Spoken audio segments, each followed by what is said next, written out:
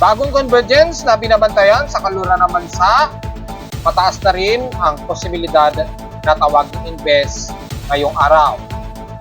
Forecast para kay 92W, highly significant na ito ay kikilos sa silangan ng bansa, pero sa ngayon ay wala pa rin pinapakita na magkakaroon ng land contact si 92W o kung lumakas man, maging si Pre-Enteng. Heavy rain showers nararanasan ngayon ng bahagi ng Mindanao at pinag-iingat sa posibleng pagbaha. Bagamat Metro Manila, ilang bahagi ng Southern Luzon, magiging gloomy pa rin, overcast at may mga ilang katamtamang lagay ng panahon ngayong araw.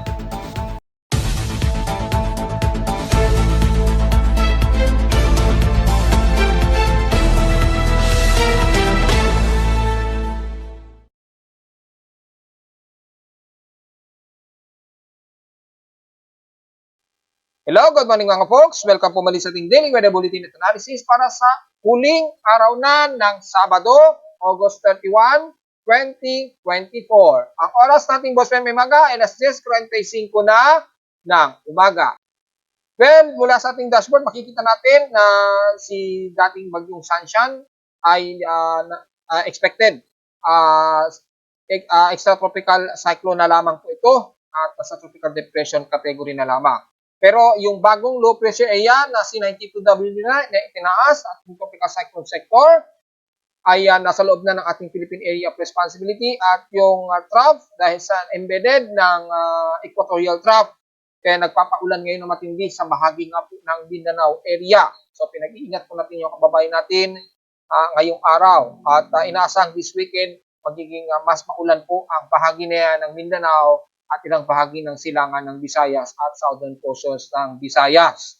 Dahil extension ng accumulated na pag-ulan at kaulapan, damay ang kalurang bahagi ng bansa. Sa ating current conditions, overcast, gloomy, haze at partly cloudy sa ating sa Metro Manila kasi sa aking monitoring sa Caloocan at may nakataas tayong thunderstorm watch as of 10 o'clock AM.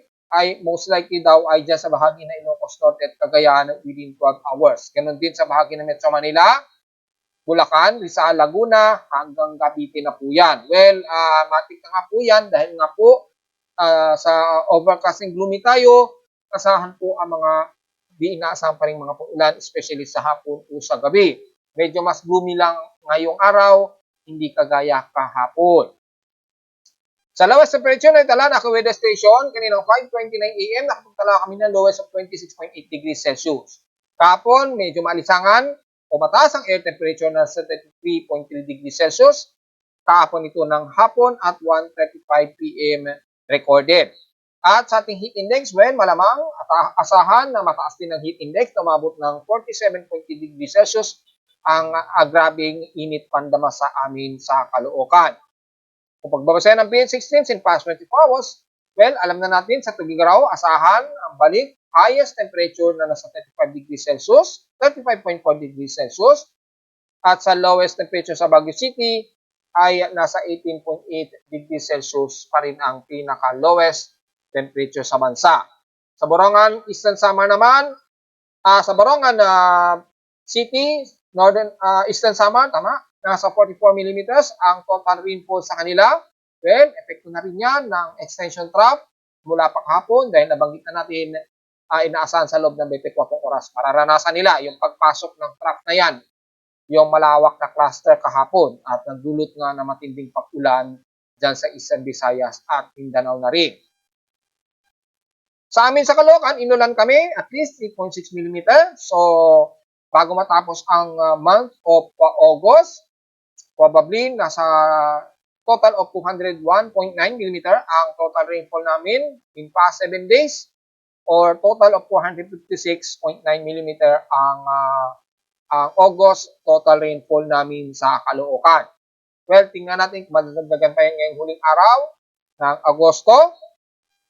Pero just in case hindi na, ay sasarado kami sa total of 456.9 mm total rainfall for the month of August 2024. Nanatiling active ang ating space weather status so far. Nasa above M1.0 o eksakto M1.2 ang ating solar flare at aktibo rin ang ating geomagnetic field. So nakataas ang ating alert message since 7:59 AM o so halos 8 o'clock. Nakataas ang KP index of 5 at NOAA scale of G1 minor lang naman ito.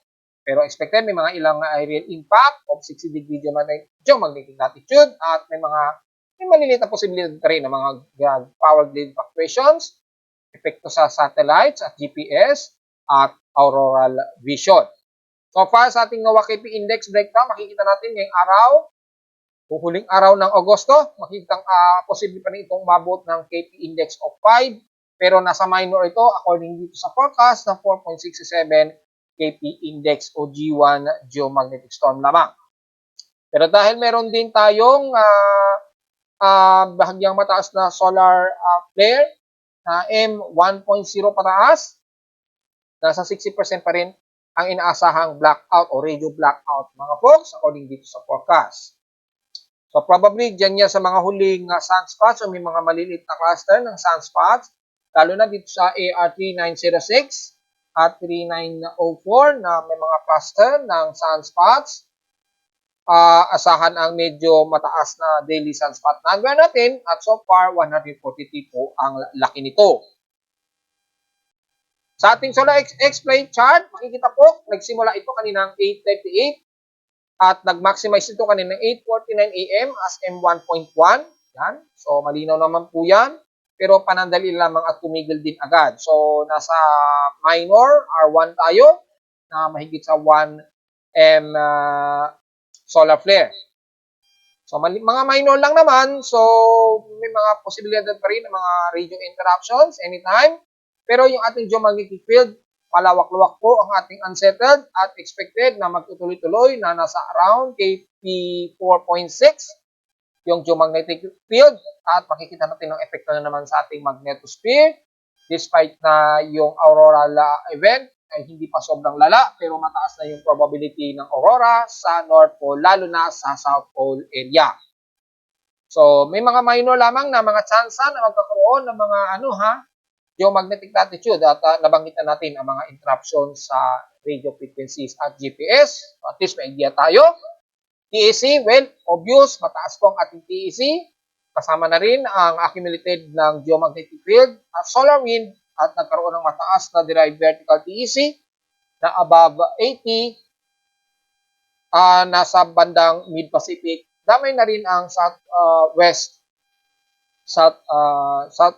bandang southwest pack. Yan. At damay na rin ang bahagi ng Pilipinas.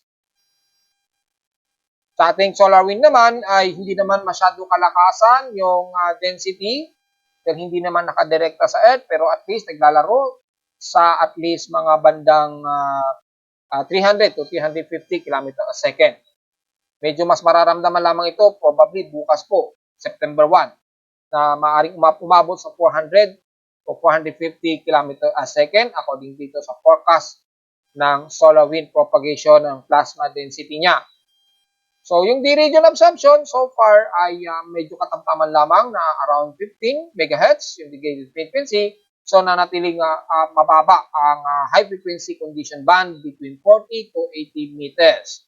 Medyo tama lamang o medyo fair lamang ang the rest ng bahagi ng taas nito mula 40 meters pababa.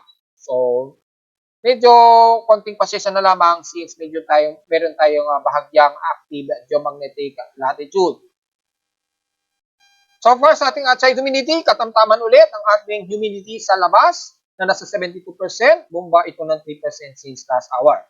Bahagyang thunderstormy pa rin, bagamat nasa 1,008 hectopascals ang kanyang atmospheric pressure and steady ito since last hour. Pero anytime, pwede pang mas mababa yan dahil makikita po na nag-re-accumulate ang magkabilaang low pressure systems. Bagamat din sa may bandang kaluran na masa, medyo malayo-layo ito, bandang southern part o southeast part ng Vietnam at sa labas naman ito ng Philippine Area of Responsibility. Na anytime ngayong araw ay maaari na rin niyang maging candidate at tatawagin 93W nga, which is pinost ko na yun sa aking Facebook page. Sa tidal low tide status so far, nasa maximum high tide po tayo. So, kung sisilipin natin yung status ng high tide and low tide status, ay maabot ng 1.3 meters po ito. So, malalim na rin, pwede po tayong lumayag, mga folks, at kung sisilipin naman natin yung possible na alon, taas ng alon, just in case. At kung titingnan natin sa wave height, so far, habang nagiging organized dahan-dahan itong low pressure area na si 92W, unti-unti rin naman ang pagtaas ng pag-alon sa may baybayin sa silangan ng Mindanao. Bagamat medyo malayo pa yung range nito, wala pa rin tayong problema at pwede pa rin tayong lumayag dahil sa may silangang baybayin ng Mindanao kung sakaling may mangista tayong papalaot ngayong araw. Medyo ingat naman dahil medyo may bugso ng hangin dahil nga po mataas po ang cloud cluster sa area na yan at nakakaranas kayo ngayon ng mga heavy rain showers silang bahagi ng Mindanao. Ingat na lamang sa pagpapalaot. Pero sa nalalabi ng bansa, wala naman tayong nakikitaan ng pagtaas ng gale warning at matinding alon. So wala po tayong magiging problema, mga folks.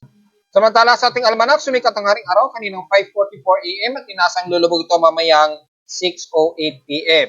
Well, ang ating moonrise and moonset, since madaling araw na mag-moonrise ito at 9% illuminated na lamang na warning crescent, sisikat ito bukas na naman ng araw at 4:04 AM.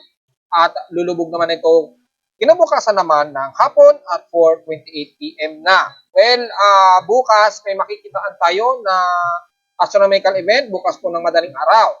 At base sa astronomical monitoring almanac natin, ay may schedule po at pinost ko na yun sa Facebook page. Meron tayong astronomical event na rigid meteor shower na aabot sa pinaka-highest peak ng meteor shower.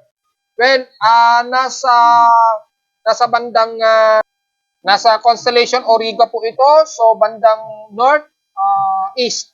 Bandang northeast po ito, constellation Auriga. Doon po makikita. So medyo low, mababang bahagya yung elevation, pero mga around 53 degrees angle yung view constellation ito. So kung babasehan natin dito sa aking sunlight position sa Caloocan, para sa mas makakaintindi, ito yung point origin kung saan ang position namin sa Caloocan. Yung inaasahan na elevation ng Orioles meteor shower ay bandang 53 degrees. So, ibig sabihin, dito siya makikita sa may bandang northeast, bandang northeast. Pero yung elevation niya, around 53 degrees. So, mukhang makikita siya at susubukan ng inyong lingkod kung makikita yan. Mga around 4 AM po yan, makikita ng madaling araw. Bukas po yan ng madaling araw. Ngayon, makikita din yan, kailang napakababa ng elevation, mga bandang 35 degree elevation kanina, kung nag-stargazing kayo kanina madaling araw.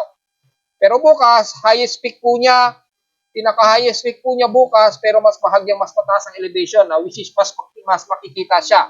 Hopefully, hindi maulap sa amin sa Caloocan bukas ng madaling araw para subukan natin siyang kunan muli yung meteor shower bukas ng bago mag alas 4. Expected makikita yan. So, yun lamang po sa mga astro chasers. Kung maganda, pinaka-highest peak niya bukas sa madaling araw ng mga 4 o'clock AM. Mas pataas po yung elevation niya, at least mga 50 degrees. Yan, yung elevation. Mas kitang-kita yan. At probably dito sa amin sa Caloocan, kung suswertehin na walang gaanong ulap bukas ng madaling araw. So, yun po ang lumalabas na huli nating astronomical events for the month of August 2024 na meron tayong rigid meteor shower. Sa ating local weather outlook naman, para ngayong weekend, Sabado hanggang bukas ng linggo, naasahan, magiging partly cloudy ang maghapon ha. Asahan pa rin ang mga localized thunderstorms, gaya pa rin kahapon. 100% chance pa rin ng pag-ulan, maaaring hindi sa amin sa Metro Manila, karating Metro Manila, expected dyan. Ganon din bukas ng linggo. Expected ang mga maulap at mga localized thunderstorms pa rin na 100% din ang chance ng pag-ulan. Sa ating local weather advisory, mula sa dito feeding Pag-asa, na mataan nila ang sentro nitong low pressure area na si 92W nga. Pero 4 AM nito, so hindi na to very updated. Namataan nila kaninang 3 AM pa ito sa layong 695 km east ng Butuan City, Agusan del Norte. So, ngayon, malamang hindi na sa 695 km. Depende sa maging kilos dahil medyo mabagal po ang pagkilos ito na medyo may pa-slight north-westward ang galaw niya, dahan-dahan. Palapit yun sa may bandang Eastern Visayas o bandang Bicol region ang medyo magiging direksyon niya. At sa ngayon ay hindi pa natin nakikita kung lalapit yan, which is didiscuss naman natin maya-mayang konti. Diretso naman tayo sa ating ginagamit na satellite imaging. Makita po ang katimugang bahagi ng bansa ang mas makakaranas ng mga kalat-kalat na pag-ulan, probably moderate and heavy rain showers. Kita-kita sa ating infrared heavy rain potential. Ang malawakang kaulapan na po, damay na ang bahagi nga po ng Visayas at Mindanao at nakakaranas sila ng malakas ang pag-ulan dyan. So, hindi natin isa-isahin ngayon ang bahagi ng Mindanao dahil probably ay sakop po ang halos buong Mindanao na una munang mas makakaranas ang silangang bahagi ng Mindanao. At magtatraverse yan hanggang sa sentro ng Mindanao, damay na ang buong Sorsogen, Davao Region, Northern Mindanao, at Zamboanga Peninsula na yan. Ingat po sa potential na pagbaha ng biglaan at biglaang pagtaas po ng tubig, lalo na sa mga probinsya. Be ready po mga folks. Alam natin kahapon pa, kaya nararamdaman nila ang sungit itong cluster ng kaulapan na to na maituturing na nating outer rain band ng low pressure area na C92W na halos nag-embedded ng equatorial trough dito sa katimugang bahagi ng Mindanao. Damay na ang bahagi ng Visayas, magiging clusterized po, kalat-kalat ang pag-ulan, lalo na dyan sa katimugang bahagi ng Visayas, mula sa may bahagi ng Negros Region, Cebu, Bohol, hanggang Leyte at Samar Region. Mas matitindi nga lang ang mararamdaman mga pag-ulan sa katimugang bahagi nito, pero sa may bandang Hilaga, especially Northern Samar, bagamat katamtaman ang mararamdaman, at dyan sa bahagi ng Masbate, northern part ng Panay Island, mga ilang moderate and heavy rain showers po at scattered po ang mararanasan ninyong mga pag-ulan dyan. So halos hindi rin natin isa-isahin din halos buong Visayas makakaranas dito mga po. So magdala ng pananggalang just in case mga nasa labas po kayo. The anytime clusterized po ang magiging big bugso ng buhos na ulan na may moderate and heavy rain showers po mga folks. Pero sa bahagi ng Southern Luzon, except sa may bandang Mimaropa, na patuloy pa rin na uulanin ang bahagi ng Taytay, El Nido hanggang Puerto Princesa. Ingat po sa biglaang buhos ng ulan at potentially ng mga pagbaha. Gloomy rin sa bahagi ng Nara, pababa na yun ng Books Point at Batarasa. Pero silang bahagi ng Southern Luzon, especially sa may bandang Bicol region, magiging gloomy rin tayo dyan. So kalat-kalat po ang pag-ulan na may ilang pagkinat at pagkulog ang iiral ha. Maging nitong mamayang hapon po dahil sa malawakang cluster o trough nitong kaulapan na ito sa may bandang silangan ng bansa. Pero mula bandang Calabarzon area, pataas na ng Northern Luzon, magiging overcast and gloomy rin tayo, kasama na ang bahagi ng Metro Manila. So, di inaasahang mga localized thunderstorms din at kalat-kalat na mga pag-ulan ang ating aasahan din. Nakataas din ang forecast. Kabilang na ang bahagi ng Central Luzon at ilang parte ng bandang Dagupan at bandang Alaminos, Pangasinan. The rest ng extreme Northern Luzon, magiging mas maaraw po kayo dyan at makikita natin sa ating temperature contour. Napakataas po, na above 34 degrees na ang nararamdaman ng mga taga-Pagudpud, Ilocos Norte, Claveria at bandang Sanchez Mira. So wag po siya magbibilad dyan. So damay na ang buong Apari, kasama na ang Cagayan Valley, lalo na ng mga taga-Tugigaraw. At the rest naman ay mas makakaranas din ng mga maaaraw at katamtaman lagay ng panahon. Mas fair weather po kayo dyan at mas matindi ang air temperature hanggang dyan sa may bandang Santiago, Ixague, hanggang dito naman sa may kanluran, bandang Candon at San Fernando, La Union. Maaaring umaabot din ang parte sa bandang Benguet at Baguio City. Maglalaro lamang yung gloomy dyan sa pagitan ng Baguio City at Benguet, kaya medyo mas makakaranas tayo ng medyo maaraw at magiging makulim din pagdating din ng hapon o gabi mga folks. So di gaya sa extreme Northern Luzon, mas maaraw po ang mararamdaman nila ngayon diyang maghapon, kaya wag masyadong magbibilad at wag masyadong magpapapawis dahil expected din ng humid. Hindi gaya sa amin mula Central Luzon hanggang bandang Southern Luzon, mas gloomy po kami at makakaranas ng mga kalat-kalat na pag-ulan na may ilang pagkid at pagtulog. Again, ingat po sa mga kababayan natin sa bandang Visayas at Mindanao then mas makakaranas pa kayo ng halos maghapon ng mga biglaang buhos ng malakas ang pag-ulan, mga po. Diretso agad tayo sa ating ginagamit na satellite imagery at aktibo na po ang ating infirmary mula sa Hawaii at kita na po natin yung active na tropical cyclone forecast prediction system. At makikita natin sa ating tropical cyclone sector ang nanatiling monitoring kay Shanshan. Pero halos extra tropical cyclone na lamang siya. So expected na rin hihina yan sa susunod na 48 oras. So sa kasalukuyan, medyo ramdam pa yung bugso ng sama o sungit ng panahon ni Shanshan sa may bandang Japan. However, napakalayo niya. Diretso tayo sa ating bagong low pressure area na dating binabantayan na si 92W. And as of 11 o'clock AM, which is very aggressive na forecast, monitoring, makikita natin yung kanyang central air pressure na ngayon ay nasa 28 km per hour at 35 km per hour pa rin. So wala pa rin nagbabago o enhancement sa kanyang wind speed. Pero ang kanyang central air pressure nasa 1,006 hectopascals na po mga folks. At bahagya na itong kumikilos pa west-northwestward ng bahagya sa bilis ng 20 km an hour. So medyo mabilis-bilis po ang pagkilos na ngayon.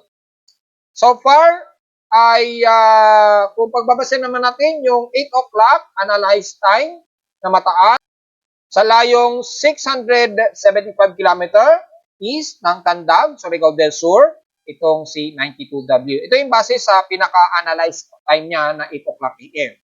So, kung pagbase naman natin yung mas aggressive forecast, makikita natin sa isa nating monitoring system na as of 11 o'clock AM ay nasa layo na ito na 608 km east naman ng Tandag, Surigao del Sur. So, ito yung pinaka-mas latest na galaw niya ngayon na mas mabilis. Kung pagbabasa natin yung pinaka-dynamic at closest real-time ng oras, ang position ngayon ni 92W ay nasa 608 km east ng Tandag, Surigao del Sur. Bahagya itong kumikilos sa west-northwestward patungo sa direksyon ng Eastern Samar o bandang Bicol region sa loob ng 48-hour period dahil medyo bumabagal-bagal din ang pagkilos niya pero ngayon medyo bumibilis sa 20 km an hour. Pero base naman sa mga extended forecast na makikita natin dito ay halos lalapit lang ito ng bandang Eastern Samar at bandang Eastern Bicol region. Pero kikilos din ito at bahagyang magre-recurve ng unti-unti northeastward. So, for now, wala pa tayong nakikitaan na tendency na ito ay lalapit o didikit man lang sa kalupaan ng Eastern Bicol region or ng Eastern Samar sa ngayon ha. So, yun pa lamang ang ating kasalukuyang extended forecast track itong si 92W. Bagamat hindi man o kung sakaling hindi man na nakikita nito na maglalandfall pero magdudulot naman ito ng paghatak sa ating habagat lalo na kung sakaling maging tropical depression ito, tatawagin ito sa local name na Enting. So, Enting na po. At dahil nga po dito at mahahatak po, unti-unti na naman ang ating southwest monsoon, yung ating hanging habagat, just in case magkaroon ng slowly intensify ito sa loob ng 48-hour period habang ito ay kumikilos pa hilaga kanluran. Yan, sa loob ng 48 oras. Bago ito medyo hihilaga, then magno-northeast sa susunod na 60-hour approximate period na po yan. Maaari pa kasi magbago yan. Depende sa magiging bilis ng galaw nitong si 92W. So, sa mga nagsasabi na tatama ng Bicol region, well, wag muna tayo masyadong magbibigay ng konklusyon dahil sa ngayon, hindi pa natin nakikitaan ito na magkakaroon ng landfall scenario. At kung pagbabasahin natin, wala pang lumalabas na mga cyclone track, yung ating mga iba pang mga analysis track. So far, wala pa pong inilalabas. At sa ating floater mula kay 92W, napakalawak na po yung kanyang cloud cluster, yung vertical low, pero yung low level convection medyo disorganized pa rin siya until now. Ayun, nasa loob na nating par. Bahagya lamang na merong alof sa may bandang southern quadrant niya. Makikita niyo po yung daloy niya. Ayun, medyo nagkakaroon na ng bahagyang inflow. So, yung alof na yan, ay may potential pa itong mag-modified at magiging very organized. Tingnan natin sa loob pa ng 48 oras dahil nagre-regenerating pa lamang siya. At medyo marami-rami na rin yung water vapor na dala niya. At napakalawak po ang magiging significant nito ng pag-ulan na maapektuhan ang bahagi nga po ng Mindanao at Eastern Visayas. At naaring mag-traverse yung outer rain band yan hanggang sa buong Visayas at Mindanao. So pinag-ingat po ating mga kababayan habang ito ay nagre-regenerating pa po. Kung pagbabasa naman natin ang global tropical cyclone assessment monitoring natin o assessment, mula din sa may mga computer models, makikita po dito ay mula kay GFS, walayo pa o hindi pa significant na pinapakitaan na ito ay magkakaroon ng landfall scenario o didikit man lang sa kalupaan ng Bicol Region o naman ng Eastern Visayas. Ang forecast na nito between September 2 hanggang September 5, 2024 na po to September 6 yung extended forecast ng animation nito ng mga computer models. So between September 4 to September 8 ay dito ito maglalaro na bahagya itong magno-northeastward. And then habang nagno-northeastward ito, malinaw lamang na pa-northward pa rin ang pinapakitang galaw nito. Ang nangyari nga lang, medyo mag-west-northwest siya, then biglang magno-northeast. Yan, and then magno-northward na siya. So medyo pasuray ang magiging galaw niya. Pero sa ngayon, wala tayong nakikitaan na landfall scenario maging kay ECMWF. Yung latest nga lang kay ECMWF, wala pang bagong labas. Kay NABGEM na mas aggressive, makikita po natin ang malawak na southwest monsoon na hinahatak nitong C92W. Pero dito, pinapakitaan na ito ay naging si Enteng. Naging tropical storm pa nga. Ayan o. So, starting, kung magsisimula siya by September 1, yan, magiging tropical depression siya. Dito, maaaring itaas ito ni Japan Meteorological Agency na bilang tropical depression. So, probably bukas. Ayan o, kasi base dito kay NABGEM. Kung mangyayari po ito ha, at mula September 2, magiging tropical storm pa siya. At dito ay tuluyang mas lumakas ang paghatak sa ating habagat na mas makakaranas na naman ang katimugang bahagi ng bansa ng paunang bugso na naman ng matitinding pag-ulan. So, medyo prepare po tayo dito mga folks ha. Dahil wala pa tayong latest kay SMWF which is mas closest accuracy itong si SMWF. Kay GPS naman ay ganun din kung titingnan natin yung starting niya by September 1. Dito medyo shallow low pressure area pa lamang pero maliwanag dito mababa na yung atmospheric pressure na below 1,000 hectopascals. So malamang bukas or baka siguro bukas na madaling araw maaring itawag o itaas ito ni Japan Meteorological Agency na kagad as tropical depression. Depende na kay Pag-asa kung susundan nila si JMA. At just in case susundin si JMA, matik, tatawagin yan sa local name na Enteng. At ganun din na pinapakita ni JFS na mag-i-intensify ito as tropical storm. Pero ito ay kumikilos na bahagyang pa-northeastward na. Halos lalapit lang siya ng konti sa may bandang Eastern Bicol Region o sa may bayin ng Eastern Samar at Bicol Region. At ito'y dahan-dahan din uling bahagyang lalayo. By September 3 ang starting point niya o September 2 ng gabi o ng madaling araw na ng September 3. Pagitan yan according dito kay GFS. So maliwanag na wala pa tayong nakikitaan na senaryo na ito ay totally maglalandfall dyan sa kalupaan ng Eastern Bicol Region or ng Eastern Visayas. So sa ngayon, yun muna ang magiging latest analysis natin ha. Huwag muna tayong magpupugod na ito ay maglalandfall. Kung magbabasa naman natin ang Global Spectral Model ha, which is kung titingnan natin dito, by September 1, halos lalapit lang siya sa may bandang Eastern Samar Region. Halos lang, pero wala halos didikit. Pero yung expectancy ng outer rain band niya ay magdudulot pa rin yung sama ng panahon niyan ng mga taga-Visayas at Bicol Region ha, bukas, according dito. At dito pinapakitaan na rin na magiging tropical depression na rin siya. At mula September 2 at ito ay unti-unti nang mas lalakas at magiging tropical storm. So, ganun din sa kanyang mean sea level pressure. Ayan, naging tropical storm pa ito at mukhang naging severe tropical storm pa ito. Pagdating niya ng bandang Eastern Taiwan, bago lumabas ng ating Philippine Area of Responsibility, expectancy nito, September 5, 2024 naman ang forecast niya.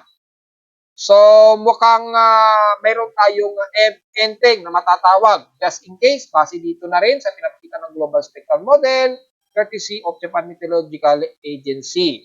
Ang malinaw lamang sa ngayon, walang nakikitaan ng paglandfall sa bansa. So malinaw lamang ang epekto lamang ng paghatak sa ating habagat mula September 2 hanggang onwards na po yan na unti-unti nang lalakas ang ating hanging habagat na unang mararamdaman sa katimugang bahagi ng bansa. Damay na ang Visayas area at Southern Luzon. Siyempre, habang umaangat itong si Pre-Enteng, unti-unti na rin mararamdaman niya ng mga taga-Calabarzon maging sa Metro Manila. So, antabayan na lamang natin yung susunod na update kung sakaling umabot pa ito sa bahagi ng Central Luzon hanggang dito sa bahagi nga po ng bandang La Union or ng bandang Benguet area. Okay, tingnan natin yan. Mag-update naman tayo this coming weekdays po. So sa ngayon, yun lamang ang ating magiging analysis na medyo nasisigurong walang landfall scenario na nakikitaan. Samantala, mayroong bagong convergence na namataan tayo. Medyo mataas-taas ito at base na rin sa ating West Pacific Basin monitoring ay tumaas na rin sa above 50 to 60% yung anomaly. Ito ay sa labas ng ating PAR sa kanluran ng bansa malapit sa may bandang Vietnam. So dahil mataas na rin siya, candidate na rin ito na maaaring tawagin bilang C93W na. So makikita na po yung mataas na convergence development above 33 kilometers per hour. At itong si 92W ay halos hindi pa gaano talaga organized ang nakikita rito pero malawakan po yung cluster ng kaulapan niya na bumabalot ngayon sa may bandang Visayas at Mindanao area.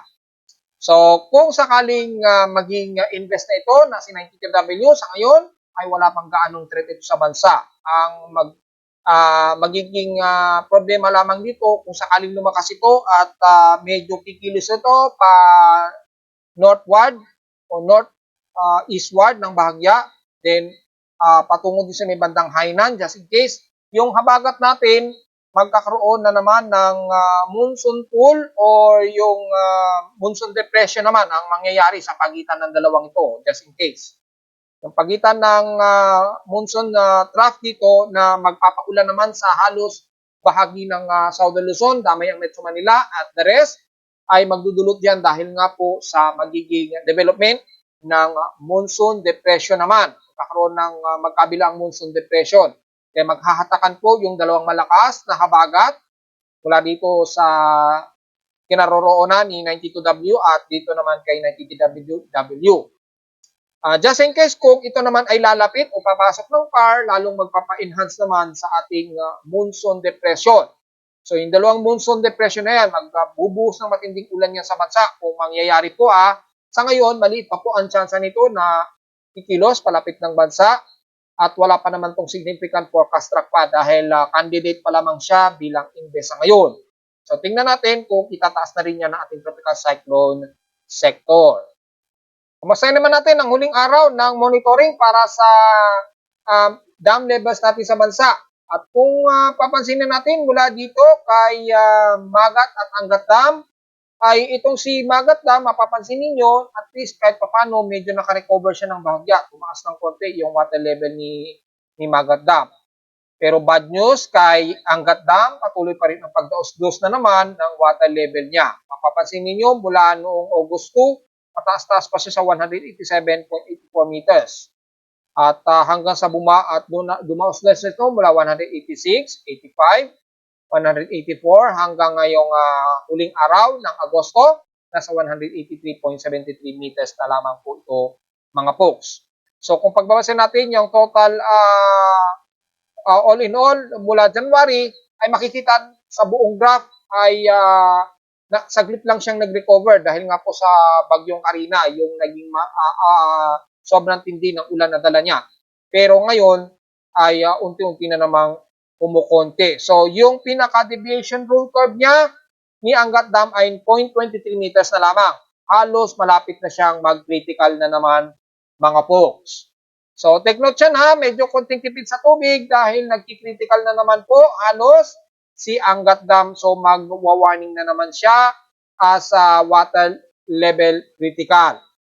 Hindi kagaya ni La Mesa Dam, at least kahit paano ay hindi pa naman siya nag-critical at mukhang naka-offline yung kanyang distribution. Ibinigay lahat kay Angat Dam.